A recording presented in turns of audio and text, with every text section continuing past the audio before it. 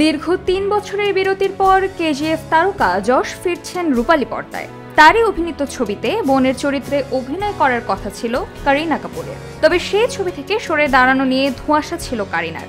এবার জোরালো হলো সেই ধোঁয়াশা। Toxic a fairy tale for grown আপস ছবি থেকে কারিনার সরে যাওয়ার ঘটনায় নয়া মোড়। কেন সরে এলেন ছবি থেকে? শোনা যায় তারিখ নিয়ে সমস্যার কারণেই কারিনার এ সিদ্ধান্ত, তবে বলিপাড়ার অন্দরে অন্যরকম গুঞ্জন। যশের ছবিতে কিয়ারা আদভানি আর শ্রুতি হাসানের উপস্থিতির জন্যই কারিনা সরে গিয়েছেন।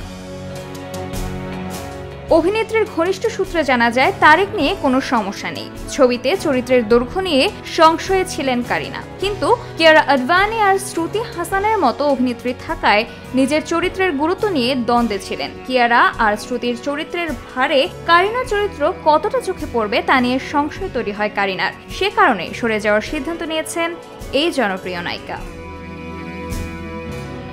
বলিউডে নাম লেখানোর পরই নিজের অবস্থানটা পাকাপোক্ত করাই যেন কারিনার ভাগ্যে লেখা ছিল, হয়েছেও তাই। 24 বছর আগে শুরুতেই রিফিউজি সিনেমা দিয়ে নজর কেড়েছিলেন। পরের বছরে ক্যারিয়ারের প্রথম বাজিমাত ঘটায় তার পঞ্চম সিনেমা কভি খুশি কভি গম। এ দিয়ে আলোচনায় আসেন তিনি। পারিবারিক ড্রামা ও রোমান্টিক ঘরানার সিনেমাটি 2001 সালে মুক্তি পায়। সামিহা তাবাসসুম, খবর সংযোগ।